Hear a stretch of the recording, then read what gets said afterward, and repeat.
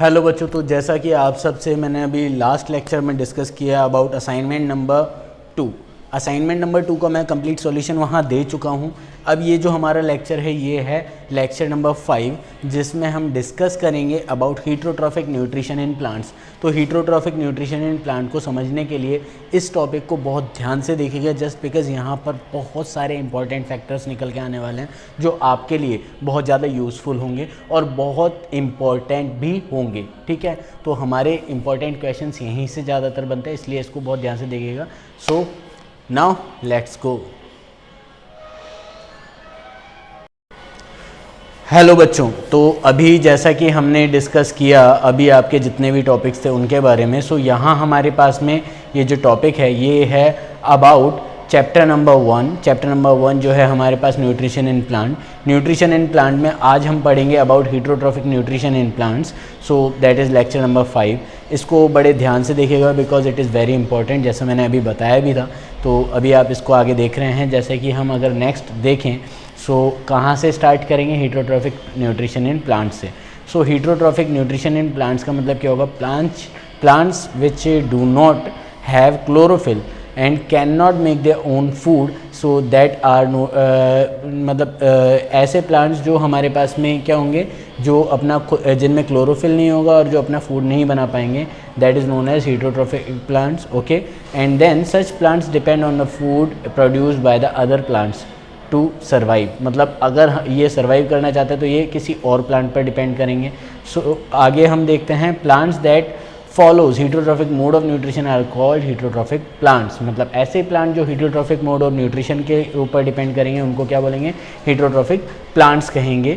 आगे हम देखते हैं नेक्स्ट, इसके आगे का टॉपिक हमारे पास क्या है? The types of heterotrophic plants. अगर टाइप्स में बात करें तो आपकी बुक में जैसा आपको 3 टाइप्स दे रखा है, लेकिन 4 हेडिंग्स दे रखी हैं, आपने ध्यान दिया हो तो हमने इसीलिए इसको 4 कैटेगरीज में डिवाइड कर रखा है। आप देख सकते हैं यहाँ पर पैरासाइटिक प्लांट्स हैं, देन सेप्रोफाइटिक प्लांट्स हैं, देन सिम्बायोटिक प्लांट्स हैं, देन इंसेक्टिवोरस प्लांट्स हैं। ठीक है, तो ये हमारे 4 कैटेगरीज हैं। इसके आगे हम देखते हैं, आगे हमारे पास में क्या है? Parasitic plants. अब पैरासाइटिक प्लांट्स क्या होंगे? द प्लांट्स दैट पार्शियली और completely depend on the other plant for their nutrition are called parasitic plants. मतलब ऐसे प्लांट जो पार्शियली और कंप्लीटली डिपेंड करेंगे किसी अदर प्लांट पर। और होस्ट इसके अंदर इंपॉर्टेंट है, ये जो अदर प्लांट होगा वो होस्ट होगा। सो होस्ट क्या होगा? The organism that help the parasite in providing nutrition.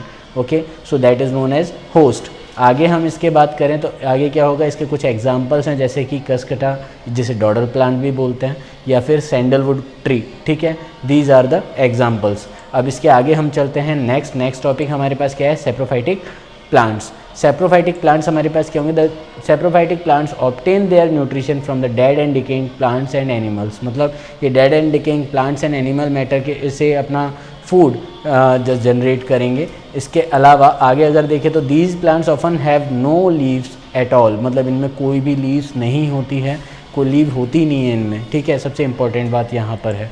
अब इसके अलावा दे आर यूजली वाइटिश, ये वाइटिश होते हैं, but some have bright coloured flowers. मतलब कुछ में ब्राइट कलर्ड फ्लावर्स भी होंगे और ये वाइटिश होते हैं मोस्टली। ठीक है, इसके आगे हमारे कुछ एग्जांपल्स हैं, इंडियन पाइप, कोरल रूट्स। ठीक है, दीज आर द एग्जांपल्स।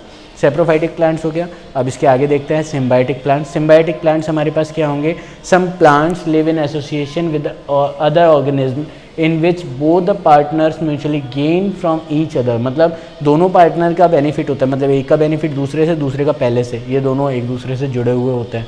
ठीक है, ये बहुत इंपॉर्टेंट पॉइंट है। Now this kind of association is called symbiosis. इस तरह का जो एसोसिएशन होगा उसे हम क्या बोलेंगे? सिम्बायोसिस बोलेंगे। And such plants are called symbiotic plants. So this is important topic. Now certain fungi lives in the roots of the tree. The tree provides nutrient to fungus, okay, and in return fungus help in taking certain useful nutrient from the soil and thus both help each other. मतलब ये दोनों एक दूसरे को help करेंगे। इस तरह से हमारे पास होगा। नाउ इसके आगे हम देखें तो क्या होगा? Mycorrhizal roots and lichen are the example of it. So ये कुछ एग्जाम्पल्स हैं इसके। सो ये आपको समझ में आ ही गया होगा। नेक्स्ट हमारे पास आएगा इंसेक्टिवोरस प्लांट्स। इंसेक्टिवोरस प्लांट्स हमारे पास क्या होंगे? There are few plants which trap insect and digest them. कुछ ऐसे प्लांट्स होते हैं जो इंसेक्ट्स के लिए ट्रैप बनाते हैं और उसको डाइजेस्ट भी कर जाते हैं, यानी हजम कर जाते हैं भाई साहब। उसके बाद में they are called insectivorous plants, उनको हम क्या बोलेंगे, इंसेक्टिवोरस प्लांट्स बोलेंगे। And these plants mostly grow at a place where the soil is deficient in nitrogen content, मतलब ऐसे प्लांट वहीं ग्रो करेंगे जहाँ नाइट्रोजन कंटेंट बहुत कम होगा, यानी उसकी कमी जहाँ पर होगी जिस सॉइल में, वहाँ पर इस तरह के प्लांट्स ज़्यादातर होते हैं, insectivorous.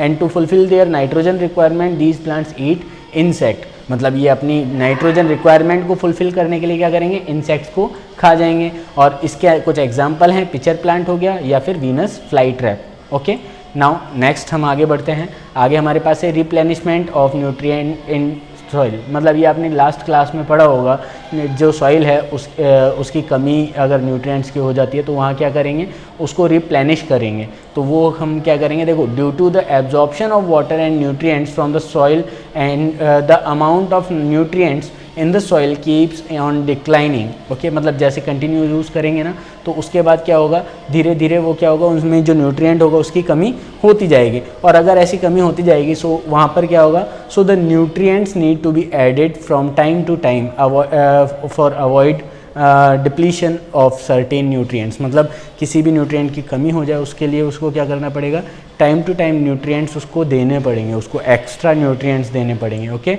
And for that purpose fertilisers and manures are use to replenish the nutrient in the soil, मतलब इस न्यूट्रिएंट की कमी को पूरा करने के लिए क्या होगा, फर्टिलाइज़र और मैन्योर को यूज़ किया जाएगा ताकि उसको रिप्लेनिश किया जाए न्यूट्रिएंट की कमी को पूरा करने के लिए।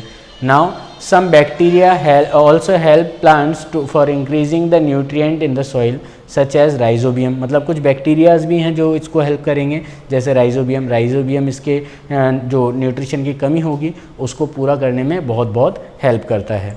सो अभी आगे का जो हमारा है पॉइंट वो ये है कि आपको अब असाइनमेंट करना है, ज़्यादा कोई पॉइंट नहीं है, चैप्टर फिनिश हो चुका है। असाइनमेंट आपका है complete question answer of the chapter, so you have to complete the question answer of this chapter and then we will check it and we will discuss it in the next video for the solution of the complete chapter. So be prepared for the solution and we will discuss it in the further video. Okay, so for today thank you very much, नमस्कार, आपका बहुत बहुत धन्यवाद इस तरह से continuously देखने के लिए। और साथ ही साथ में आपकी जो भी क्वेरीज़ होती हैं ना वो कमेंट करके या चैट सेक्शन में कैसे भी मेरे को बता दिया कीजिए, जिससे कि मैं आपकी इन जो भी डाउट्स हैं वो पूरा फुलफ़िल कर सकूं और आपको अच्छे से समझा सकूं, क्योंकि आप समझोगे तब मेरा काम सक्सेसफुल रहेगा, राइट। सो इसलिए अपने जो भी डाउट्स हुआ करें आप मेरे से ओपनली पूछा करो, ठीक है। Till then have a good day.